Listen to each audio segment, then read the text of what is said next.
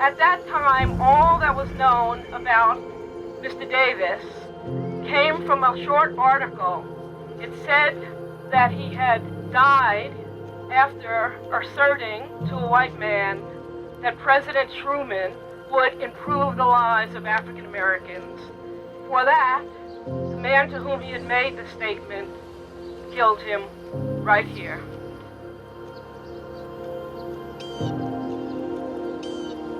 An amazing true story that woman that wouldn't stop and keep looking to find justice of the murder in 1948, even when nobody believed her and wanted to drop it.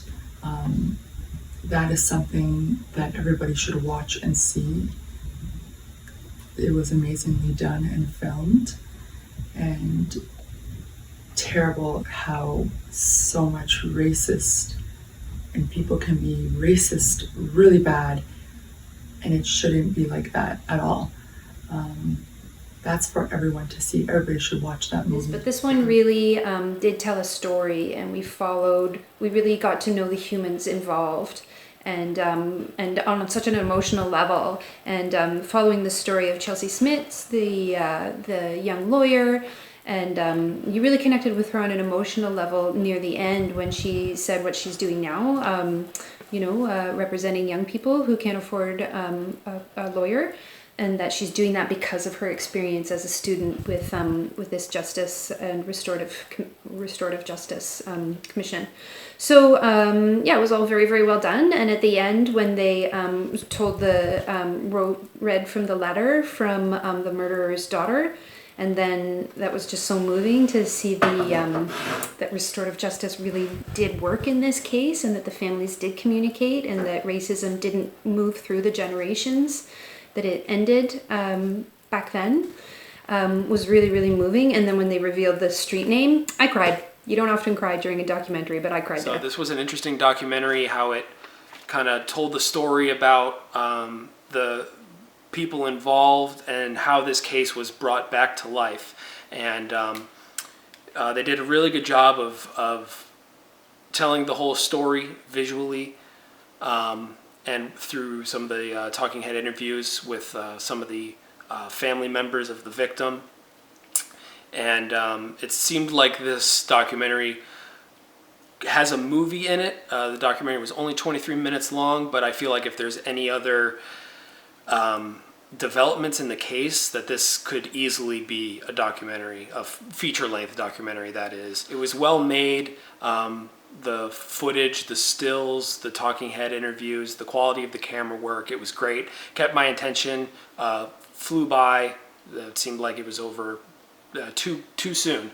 I wanted to see more of it. I wanted them to dive a little bit deeper in it, but I really enjoyed watching it.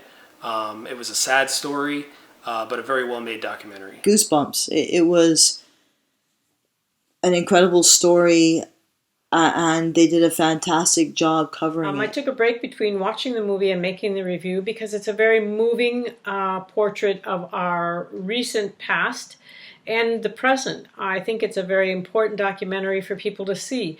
It's very well written, well scripted, well shot. The cinematography is great, and the editing is really very well done.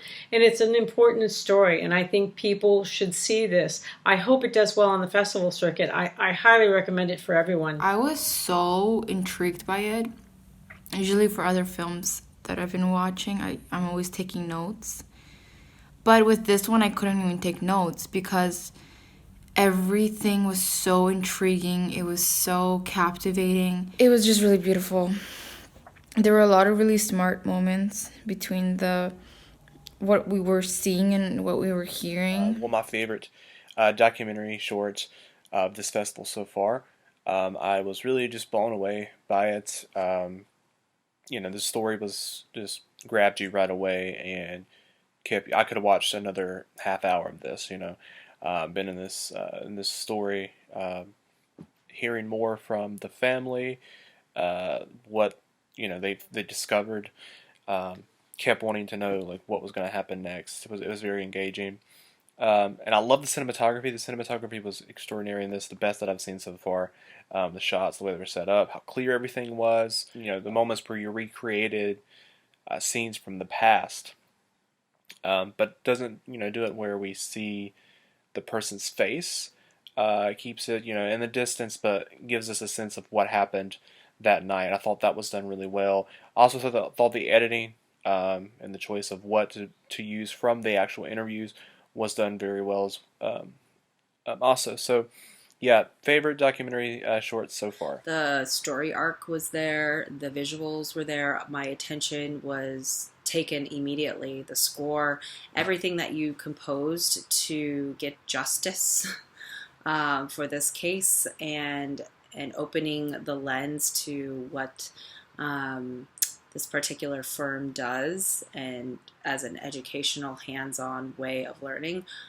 I was so impressed. I absolutely loved it, and I hope it does incredibly well in the film circuit. This one I really enjoyed too. This one had a very CSI, detective, police type documentary series. Like, it felt like it would be on one of those TV series that you would see about cases, things like that. Should definitely be on a larger platform.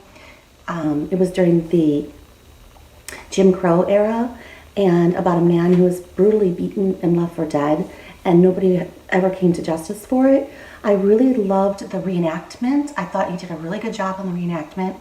I thought it was so interesting that they were opening these cold cases, and I was shocked. I had no idea Mobile, Alabama had this going on. I mean, some idea, but the depth that they went in this documentary just opened my eyes to it. And the documentary itself is really well done. It's cut together really well.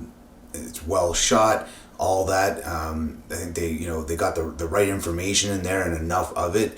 I felt like this one could have been much bigger. The sort of documentaries that big streaming providers might eat up. As it was really well done. Highly worth checking out. This was a great film, and I'm hoping that for the Rayfield Davises of the world and the 6 murdered in Mobile, that someone would consider getting this information to Oprah or to Tyler Perry